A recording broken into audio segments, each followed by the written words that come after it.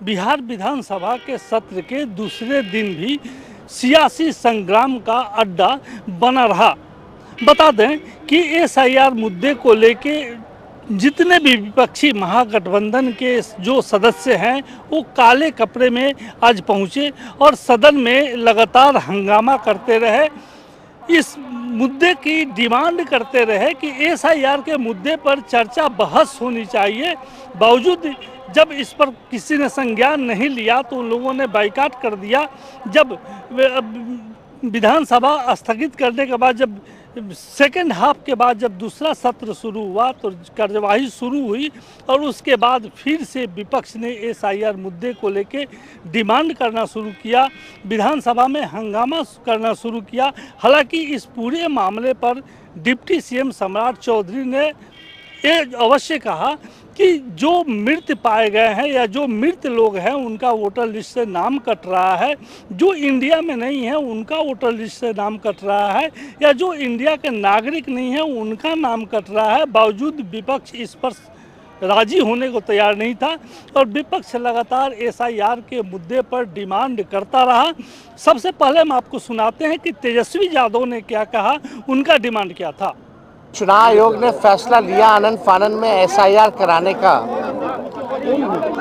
इसको लेकर के हम लोगों ने कई बार आपत्ति जो है चुनाव आयोग को, चाहे दिल्ली में हो या बिहार पटना में हो, हम लोगों ने आपत्ति दर्ज की, सलाह दिया, लेकिन कोई नतीजा जो है नहीं निकल पाया। लोगों में कन्फ्यूजन है और किस तरीके से चुनाव आयोग का पूरा प्रोसेस जो है, कितनी गड़बड़ियाँ हो रही है। बिना वोटर के ही जो बीएलओ जो है फॉर्म साइन करके अंगूठा लगा के अपलोड कर रहे हैं। 11 ऐसे डॉक्यूमेंट्स हैं जो गरीबों के पास नहीं है, जो प्रवासी बिहारी हैं, जो बाहर काम करने के लिए चाहे छोटे अवधि के लिए या बड़े अवधि के लिए गए हुए हैं, वो कैसे वोटर बनेंगे। तो एक बड़ा सवाल जो है खड़ा होता है।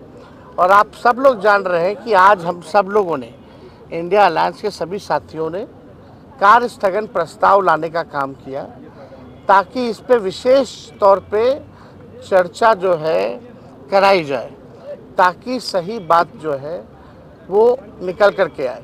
जो प्रशासनिक व्यवस्था है उसको वो लोग कमज़ोर करने का प्रयास करते हैं। अब जो वहाँ जो सरकार के द्वारा लोक कल्याणकारी जो कार्य है, योजनाएं हैं, उसमें कहीं न कहीं वो घुसपैठ करके और भारत का नागरिक बनने का दिखावा करके उसको कमजोर करते हैं। ये तो गलत है ना। भारत के संसाधन पर भारतीयों का अधिकार है, कोई बांग्लादेशी का, रोहिंग्या का अधिकार कैसे हो सकता है।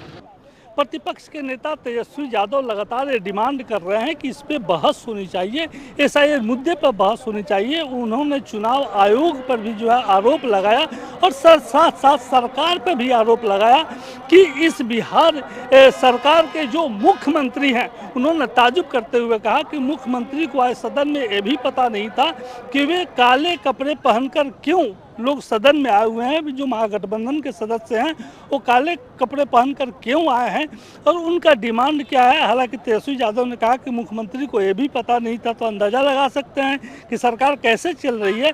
हालांकि जो एनडीए के मंत्री हैं या जो एनडीए के जो भी सदस्य हैं, इस पूरे मुद्दे पर वो लगातार सफाई देते रहे कि चुनाव आयोग का जो फैसला है या चुनाव आयोग ने जो फैसला लिया है, कोर्ट ने जो फैसला लिया है, उसी पे अमल किया जा रहा है। लेकिन जिस तरीके से दूसरे दिन भी एसआईआर मुद्दे को लेकर विपक्ष अड़े रहा और हंगामा करते रहा, ऐसे में यह अब तय दिख रहा है कि अगर, हमें नहीं लगता है कि सदन को ये जो विपक्ष है, महागठबंधन के जो लोग हैं, वो चलने देंगे।